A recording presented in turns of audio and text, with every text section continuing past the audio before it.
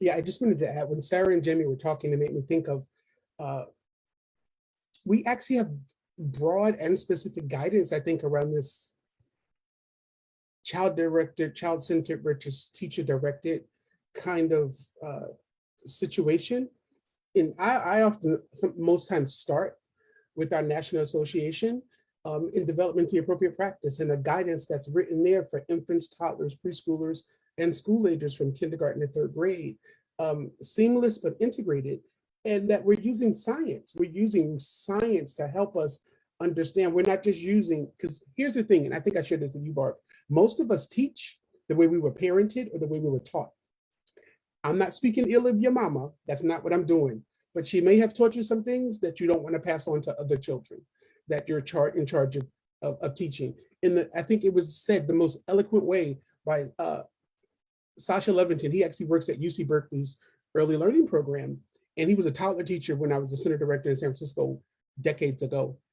And he said this thing when his son, who is now, and I want to say probably almost 20, was an infant.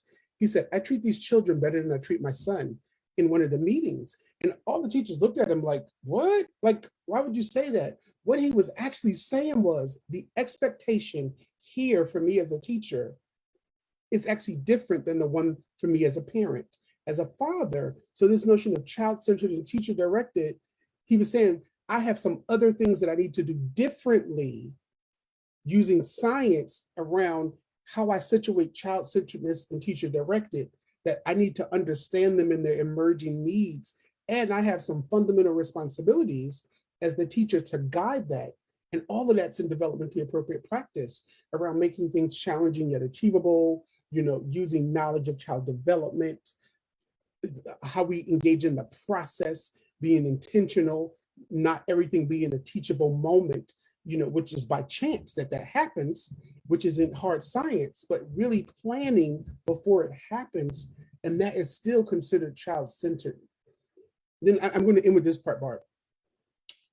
So I was literally just, Early Learning Nation did a webinar last week, not literally last week, on preschool, kindergarten, first grade. And what this research from 2020 and 2021 found was there is a 37% redundancy rate in content, meaning those of us who kind of say we've got to push the academics in the teacher-directed side, that the redundancy rate is what children are experiencing in preschool, they're getting again when they get to kindergarten. And for little children who look like me, when we get bored, then it becomes what? A behavior problem.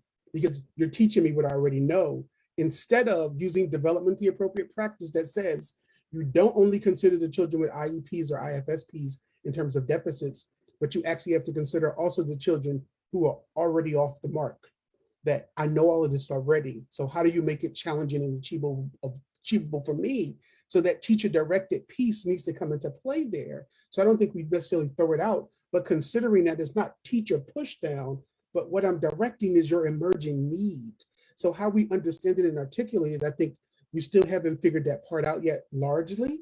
And then I'll close with this, Barb. So we were all looking to Finland for a number of years around that preschools and how, on the PISA test, they were scoring the highest. This is when their children were actually entering compulsory education at age 7. They've lowered that number now, and Finland is no longer number 1. I just want us to consider that their children were 7, because Marilyn Jagger, her research says children actually have up until age 7 to actually get all that academic stuff, learning their name and letters and numbers before there's a real problem. We can do it earlier, but we actually have up until age 7. That's documented research. Finland was using that, which most countries around the world, they say, oh, we just wait for the America to publish this stuff. They spend millions of dollars researching it, and then they don't use it. So other countries, when I was in New Zealand, they said, oh, we got that from you all. When I was in Australia, they said, you all did the research, we just actually implemented it. So we're actually doing the research on our youngest children, but not using what we find out. I don't know how to get us to actually return that, because I think all of that is telling us this notion of child-centered and teacher-directed, we actually have some solutions that we're not using. And then we have another country who was scoring around the top around what their children were having access and available to them. And when they lowered it in terms of the age and stop giving them those experiences, the whole country fell around children no longer having access to this play-based early learning environment. And I think that's telling. That's telling. But we're real hush hush about that now, because they dropped from number one to number two in many of those areas. So I just wanted to add that to the conversation, Barb.